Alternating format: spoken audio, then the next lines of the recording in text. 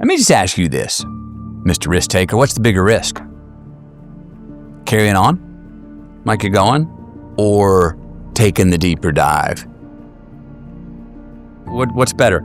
Take eight big risks in life, sin once, miss the mark once, but get 7, achieve 7 out of 8, or take 100 risks and achieve 8 of them. My hunch is that if there's a God, he's saying, go for the 100 and get 8, rather than 8 and get 7. If you're not taking enough risk to sin or miss the mark, to fail, what are you doing, man? Don't go back with even money. Go back with the safe bets. You cannot afford not to. I get the sense that feelings are one of these strange bets, emotions, investing ourselves, not holding a bit back, not putting one foot out, like putting it on the line, opening up. Yeah. That feels like a retreat in kind, but one that's plausibly deniable. When we just have one foot out, I didn't fully commit myself to this project, this relationship, this friendship, this self-transformation. And it means that if failure comes along, it doesn't hurt as much. Yep. But it also means that success is less likely. And if success comes along, you know that you didn't really earn it. We have to define success for ourselves. And then we have to put in the work to maintain it. Take that daily tally. Tend our garden. Keep the things that are important to us in good shape. No. Don't study the result. What was the person doing when they got there? And everybody who's achieved something great was some sort of outlaw.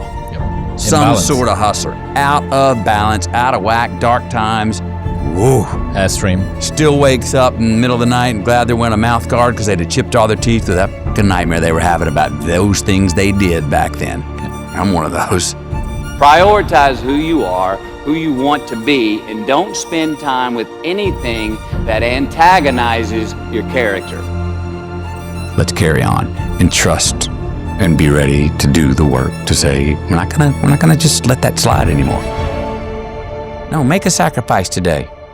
Sacrifice a plastic ring today for a gold crown tomorrow. Sacrifice something today for more freedom tomorrow. Sacrifice something today for a possible healthier future for your kids. Be brave, take the hill, but first answer that question, what's my hill? Whatever your answer is, don't choose anything that will jeopardize your soul. You've got this great line where you say, so many people are obsessed with how to live longer instead of how to live better. How do you come to think about that? I'm for it, the longevity. I'm for it. But in the pursuit of it, are we measuring quality of life along the way? Some people aren't. And I personally don't want to have the highest number, but then go, oh, that wasn't any fun, or I didn't enjoy that, or that sucked.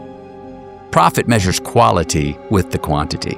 So I'm saying real success is when you have profit. Well, really great longevity would be for those quality years, quality time left in this life. I also say that because while I'm not looking forward to it, I'm not really afraid of death or dying.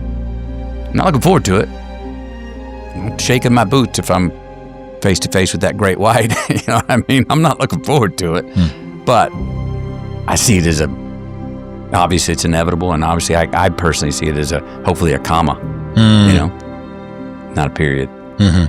So tomorrow is not today's measurement when the misery is bad enough, right?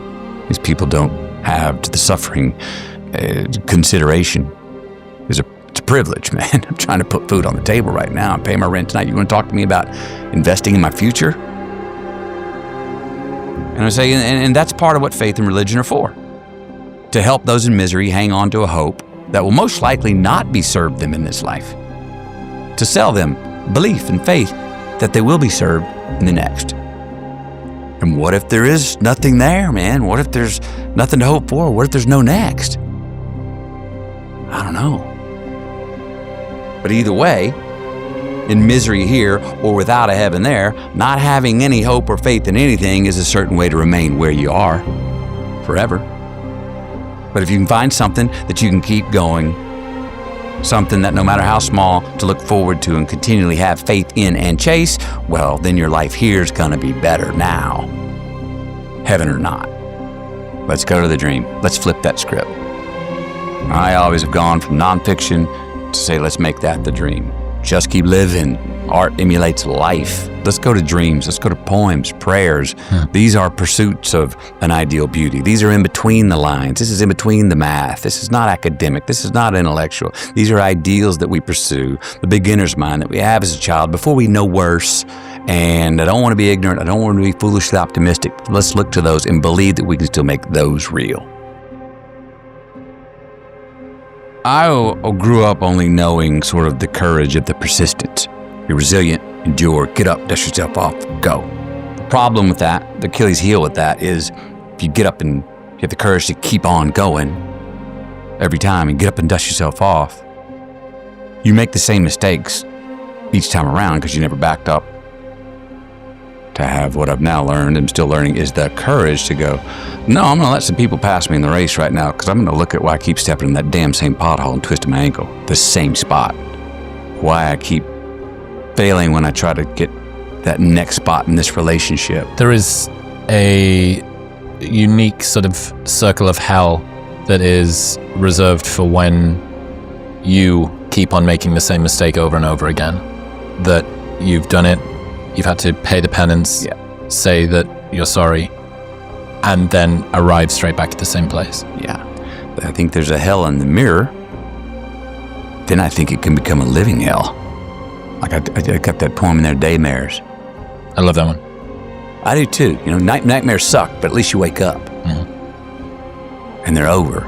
It's the ones that stick with you when you wake up and go through your day that are right there. Those are the ones. That's the living hell. Yeah. I think that's what you're talking about. And you repeat offend enough, word gets out. The circles gets out. People doubt you. On your approach, you're like, yeah, but don't do this for this guy. I mean, all of a sudden, you're going places and you got to look over your shoulder. You got to see who's there that I didn't pay back. Who do I owe? What bridge did I burn? What person did I betray to get where I am? That's a life. That's a living hell. In the modern world, you can move from city to city. At least you can, in some regard, leave your reputation behind. However, if you lose your reputation with yourself, if you no longer trust you, I don't keep my own word. I know that I'm not a trustworthy person. I keep making promises to myself and to other people, and I keep on breaking them.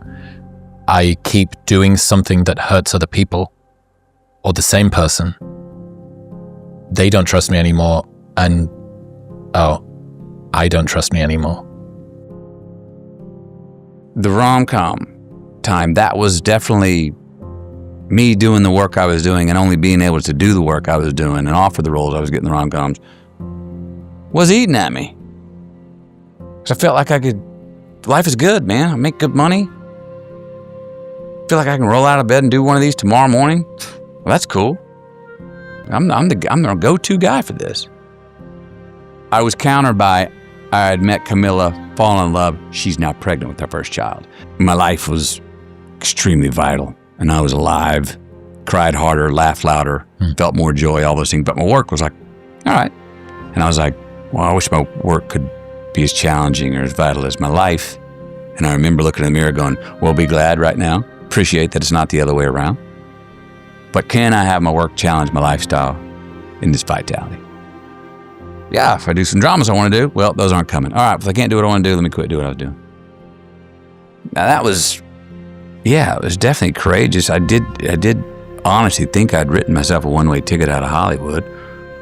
People close to me, basically almost everybody besides my wife was like, what is your major malfunction, little brother? You got it made.